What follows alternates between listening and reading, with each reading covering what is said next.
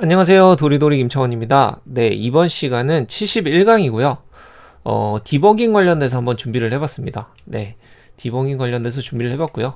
얼마 전에 제 유튜브 댓글로 요런 글이 남았어요. 남겨주셨는데 이렇게 여기에 보면은 디버그 설정 방법이라든지 기초, 디버그 설정 방법의 기초, 뭐 이런 거를 좀 요청을 해주셨는데 결국에는 요청을 해주신 게 프로그램에서 에러를 어떻게 검증하냐 정도가 될 것 같아요. 검증하는 방법들이 될 것 같고요. 디버깅 같은 경우는 굳이 비주얼 스튜디오나 뭐 이런 C샵 계통이 아니더라도 자바 쪽도 마찬가지고요.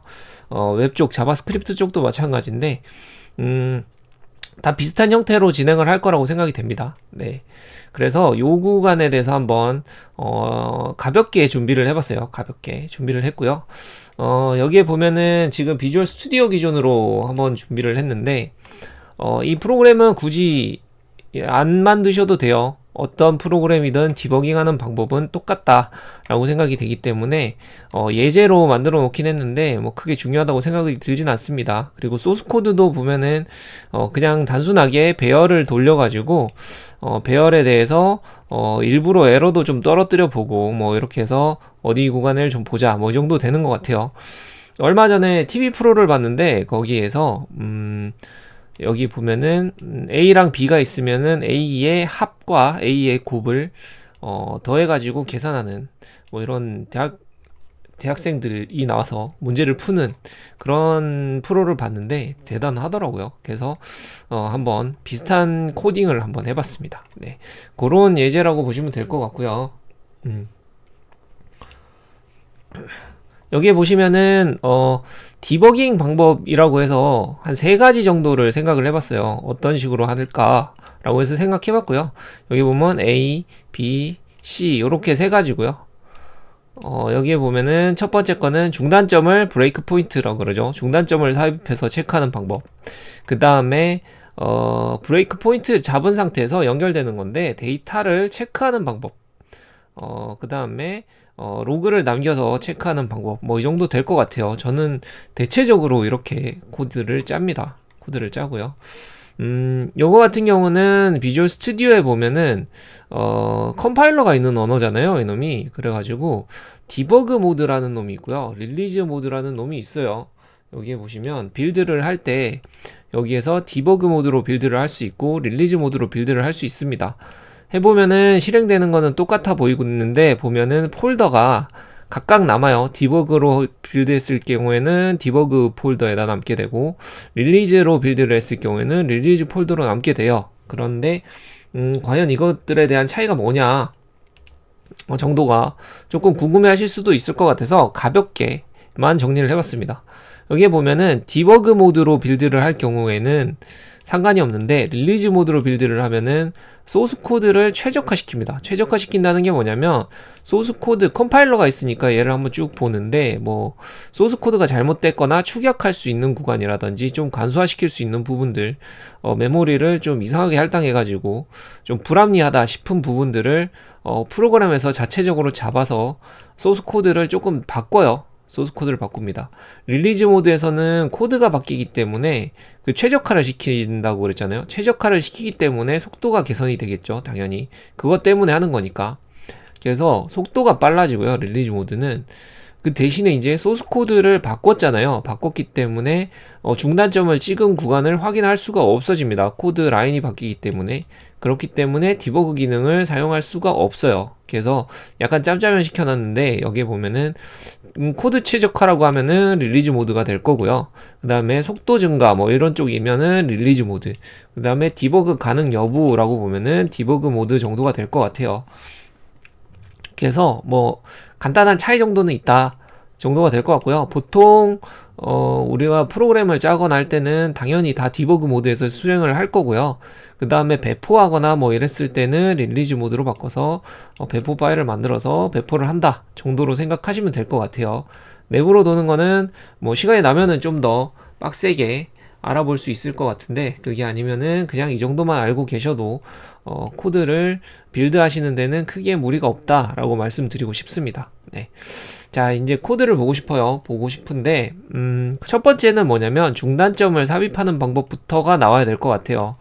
우리가 프로그램을 쭉 짜는데, 뭐 이런 프로그램을 만들었어요. 이런 프로그램을 짜서 제가 보면은 실행을 할 건데, 첫 번째 실행에서 뭔가 이건 다 필요가 없구나, 에러를 딱 띄웠어요. 에러를 띄웠는데 트라이 캐치문도 제대로 안 만들어 놓은 소스 코드다 라고 하면 캐치문도 다 날려버리고 없애버리겠습니다. 네, 트라이 문도 없애버릴게요. 자, 이런 소스 코드를 만들었어요. 트라이 캐치도 없고 막 그러면은 이제 에러가 발생이 되면 바로 이제 에러가 발생된 구간을 표시를 해주겠죠. 그래서 이렇게 어디서 에러가 떴어요. 에러가 떴는데, 그러면은 보통 이제 프로그램을 디버그를 막 하다 보면은 에러가 뜨면은 이 구간을 보게 된단 말이죠. 그러면은 요 구간에서 앞쪽에다가 줄번호 앞쪽 있는 라인에다가 마우스를 클릭하게 되면은 중단점이 삽입이 됩니다.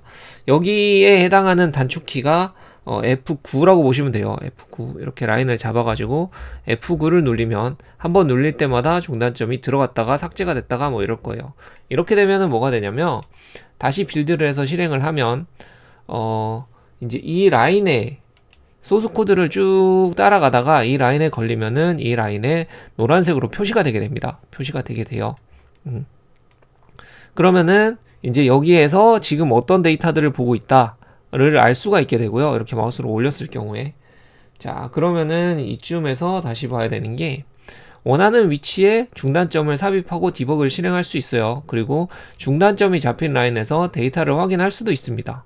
요렇게 보통 데이터들을 체크를 해요. 데이터들을. 여기 보면은 디버그 시작을 하는 거는 F5라고 보시면 되고, 그 다음에 Shift F5를 누르면 중지를 할 거고요. 그 다음에 보는 게 여기 브레이크 포인트 잡는 거, F9를 한번 눌릴 경우에는 브레이크 포인트를 삽입을 하고요. 한번 더 눌리면 해제가 됩니다. 네. 그리고 나머지 것들 F6, F10, F11 요것들은 이제 다음 소스 코드로 넘어가는 구간이라고 보시면 돼요. 보통은 F10과 F11을 많이 쓰고요. F6 같은 경우도 이제 볼 필요 없다라고 하면 그냥 패스하는 경우에 많이 쓰게 됩니다. 네. F6을 누르면은 브레이크 포인트를 잡은 다음 프로세스를 그대로 쭉 수행을 하는 거고요. F10을 눌릴 경우에는 현재 레벨 단계를 하나하나씩 수행을 하게 됩니다.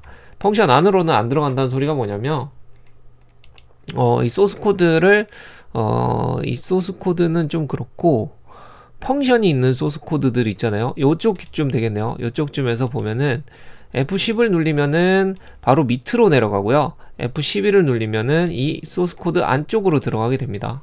이 상태에서 지금 중단점을 실행을 했으니까 실행을 하게 되면은 요 라인에서 멈추겠죠. 이 라인에서 멈추는데, 여기서 F11을 눌릴 경우에는 여기 F-list test라는 펑션 안쪽으로 들어가게 되고요. 예.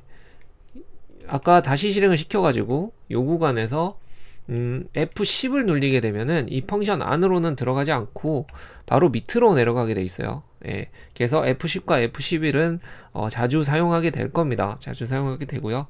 그 다음에 이제 요 뒤에는 굳이 볼 필요가 없다. 이제 데이터는 확인을 했고 받아오는 리스트 값도 다 확인을 했으니 이제 필요가 없다라고 하면은 F6을 누르셔가지고 디버기를 중지하셔도 되고요. F5를 누르셔서 쭉 넘어가셔도 돼요. 예, 지금 F5를 말씀을 드렸던 것 같은데 이거 잘못 적었네요. 디버그를 그냥 넘기셔도 되고, 요거는 디버깅 중지라고 보시면 될 것 같아요. 네. 프로세스 실행은 F5를 눌러주시면 됩니다. 눌러주시면 돼요. 지금 얘네 두 개가 바뀐 것 같아요. F5인가? F6 맞지? F5가 지금 중단점이랑 다 같이 실행을 하는 거라고 보시면 되겠네요. 네. F6은 취소할 때 넣으시면 될 것 같습니다. 이거는 제가 수정을 해서 다시 올려드릴게요. 이거는 안 보셔도 될 것 같고, 이 구간이 위로 올라가는 게 맞을 것 같습니다. 네. 그 다음에 뭐냐면 브레이크 포인트를 잡았는데 보통 배열이나 이런 것들을 보면은 저희가 포문이라든지 루프문을 계속 반복해서 보게 되잖아요. 그러면은 거기에 지금 현재 나오는 값들을 그냥 마우스를 계속 올려서 보고 막 이러는 게 아니고 실제로 밸류 값을 보고 싶은 경우가 있단 말이죠. 실시간으로. 그럴 경우에는 조사식을 등록해 놓고 사용하기도 합니다. 요 밑에 보시면은 뭐 저 아까 찍었던 이런 리스트 같은 구간을 찍어 놓고 실행을 했을 때 이 밑에 보면 중단점 찍히고 조사식이라고 있어요. 조사식. 없을 경우에는 보기나 뭐 이런 데서 찾아서 넣어주시면 되고요. 여기 보면 조사식 항목이 있는데 여기에 항목들을 등록할 수 있어요. 예를 들면은 리스트 값을 이렇게 열어서 보겠다. 아니면 리스트 i 값을 바로 보겠다. 그러면은 지금 i는 0이니까 첫 번째 0 값이 나올 거고요. 그죠? 그 다음에 F5를 눌러서 다음 배열로 F5는 다음에 걸리는 소스까지 갈 테니까 한 바퀴 돌고 나오겠죠. 그랬을 경우엔 다음 값, 바뀐 값도 바로 볼 수 있고요. 그 다음 값도 볼 수 있어요. 그리고 여기다가 항목을 더 추가해서 다른 값들도 함께 볼 수 있습니다. 토탈 값을 보고 싶다고 하면 여기다가 토탈 값도 추가해 놓고 실시간으로 체크를 할 수가 있어요. 그래서 여기에 있는 값들이 실시간으로 어떻게 등록이 되고 있는지 지금 보면 이 라인에서는 토탈은 530인데 이고 배열은 2단계까지 들어갔어요. 그러면은 얘까지 더했을 것 같은데 아직은 안 더했다는 얘기죠. 지금 2번만 더했으니까. 그러면은 이 밑에 줄로 내려가는 시점에 얘를 넘겨가지고 토탈 값을 더할 거다 정도를 판단할 수 있을 겁니다. 이렇게 볼 수 있고요. 그 다음에 하나 더 있는 게 뭐냐면 여기에 보면 직접 실행창이라고 있어요. 직접 실행창. 여기도 조사식이랑 거의 똑같은 기능을 할 수 있다라고 보시면 돼요. i 리스트를 쳤을 경우에 실행을 했을 경우에 여기에 카운트가 있는 값들을 쭉 뿌려주고요. 여기에서도 값을 뭐 볼 수도 있습니다. 값을 볼 수도 있고요. 계산도 할 수 있어요. 여기에서 i 토탈에다가 i 토탈 플러스 뭐 100 뭐 이런 식으로 계산도 할 수 있어요. 그래서 직접 실행창에서 실행을 할 수도 있다 정도가 될 것 같아요. 네. 그래서 조사식과 직접 실행창 뭐 이런 건 실제로는 직접 실행창을 잘 쓰진 않을 거예요. 조사식만 해도 충분하고 뭐 다른 것들도 마찬가지니까 보통 자바스크립트나 뭐 이런데 자바나 뭐 이런 이클립스나 이런 데서도 조사식이라는 명칭은 아닌데 똑같은 기능을 가지고 있는 것들이 있기 때문에 한번 테스트를 해보시면 될 것 같아요. 그래서 이런 식으로 값을 볼 수도 있다 정도가 될 것 같고요. 그 다음에 제가 좀 많이 쓰는 방법이 뭐냐면 로그들을 봅니다. 로그들을 봐요. 실제로 보면은 프로그램에 있는 콘솔 로그들을 좀 보기도 하고요. 콘솔 로그도 보고 그 다음에 저 같은 경우는 그냥 컨트롤 하나 올려가지고 그 컨트롤에 로그를 등록을 해서 실시간으로 화면에서 그냥 바로 체크를 하는 편이에요. 콘솔 저희 프로그램만 보고 있으면은 콘솔 창도 잘 확인을 안 하기 때문에 저 같은 경우는 컨트롤을 하나 올려서 거기에다가 값을 로그를 뿌려놓고 보는 편입니다. 이게 아니면은 굳이 얘기하면 3번으로 했는데 로그 파일을 볼 수도 있겠죠. 로그 파일로 생성을 할 수도 있을 거예요. 예전에 많이 했던 강의들 봐가지고 로그 파일들을 계속 봐도 됩니다. 이런 경우는 보통 어떻게 쓰냐면 저희 조사식이라든지 뭐 이렇게 브레이크 포인트를 잡아서 하게 되면은 그 요새 많이 들어가는 것들 있잖아요. 동기화 비동기화 돼 있고 막 여러 개가 싱크로 동작하고 막 이런 그런 프로그램을 봤을 때는 여러 곳이 한 군데로 돌고 뭐 어느 시점에 어디가 들어올지도 잘 판단이 안 되기 때문에 보통 콘솔이라든지 컨트롤에 로그들을 남겨서 순서라든지 값들을 어떻게 들어오는지 체크를 하는 편이에요. 네. 그렇기 때문에 좀 보는 편이고요. 여기에 보면은 그래서 프로그램 사이사이에 콘솔 라이트라인이라 그래서 줄 콘솔 로그를 남겨놓고 있죠. 예전에 저는 이제 윈폼 위주로 화면에 뭔가 눈에 들어와야 재밌다라는 생각을 하는 편이기 때문에 콘솔 로그를 많이 쓰진 않아요. 근데 디버그 할 때라든지 뭐 이럴 때는 가끔 남겨놓고 보기도 하는 편입니다. 봐도 좋을 것 같아요. 이렇게 했을 경우에는 이런 식으로 해당하는 시점에 로그 파일들을 다 남겨줍니다. 그래서 실시간으로 체크를 할 수도 있어요. 동작하고 있는 것들. 익셉션을 띄워놓으면 익셉션도 실시간으로 볼 수 있게 됩니다. 네. 그리고 요런 로그를 남길 경우에는 보통 뭐냐면 디버그 창을 잘 안 띄워요. 저 같은 경우는 이렇게 해서 트라이 캐치문을 걸어서 뭐 익셉션이 뜨면은 트라이 캐치에 걸려 있는 에러 코드들을 몇 줄인지가 나오니 바로 확인을 할 수도 있을 거고요. 네, 종료를 안 시켰으니 확인을 할 수도 있을 거고, 그게 아니면 화면에다 띄워놨을 경우는 화면을 보면 되니까 저 같은 경우는 이런 식으로 많이 보는 편이에요. 여기에 보면은 콘솔 로그를 보면 아까 값이 어떻게 더해지는지 다 뿌려놨고요. 값이 더해진 다음에 어디에서 에러가 떴다, 에러가 떴는데 몇 줄에서 떴다 라고 하면은 이제 이 줄을 찾아보겠죠. 36줄이니까 여기에서 에러가 떴으니 보면은 중단점 찍어 놓고 이제 계속 돌리면서 체크를 하겠죠. 똑같은 기능을 컨트롤 하나 만들어서 이거 라벨인데 라벨에다가 넣어놨어요. 라벨에다가 그러면은 똑같은 내용을 확인할 수 있습니다. 네, 그래서 보통 요렇게 확인을 하는 편이에요. 저 같은 경우는 이렇게 확인을 하는 편이고요. 그러면은 다시 정리를 해보면 디버그를 할 건데 실제로 에러가 발생하는 구간을 보면 좋으니까 에러가 발생하는 구간을 찾아서 보고 싶은 줄이 되겠죠. 보고 싶은 줄에 중단점을 삽입을 합니다. 중단점을 삽입을 하고요. 그 다음에 중단점이 있는 데이터를 체크를 해요. 마우스만 올려도 충분히 데이터는 체크를 할 수 있고요. 데이터를 보면서 어떤 데이터가 잘못됐는지 좀 보는 편이고, 그 다음에 조사식을 이용을 합니다. 보통 포문이라든지 실시간 리스트 같은 값들을 계속 체크를 해야 되는 경우면 조사식을 등록해 놓고 실시간으로 여기에 어떤 값들이 들어오는지 어떤 값을 계산해야 되는지를 보고 확인을 합니다.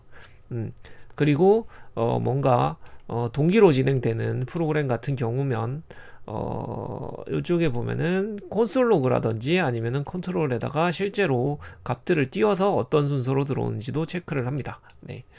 요 정도에 걸리면은 애지간한 프로그램들은 다 디버깅이 가능하다 정도가 될 것 같아요. 근데 여기에 보니까 비주얼 스튜디오에 예전에 있었는지 모르겠는데 재밌는 기능들이 좀 보이더라고요. 여기에서 마우스 우클릭을 눌렀을 경우에 여기 보면 조건부 중단점이랑 추적점이랑 뭐 통합 중단점, 종속 중단점 뭐 이런 것들이 생겼어요. 있었는지는 모르겠어요. 저는 되게 옛날에 썼는데 2008년 2005부터 썼던 것 같은데, 예, 그렇기 때문에 이번에 처음 봤어요. 이번에 기존에 익어서 여기에서 우클릭을 할 생각은 안 해봤었는데 이번에 한번 물어보셔가지고 보다 보니까 이런 기능들이 있더라고요. 그래서 조건부 중단점 같은 경우는 한번 봤는데 여기에 조건이 참일 때만 걸리니까 저희가 일일이 포문에 체크를 하면서 안 봐도 되고 괜찮은 기능 같더라고요.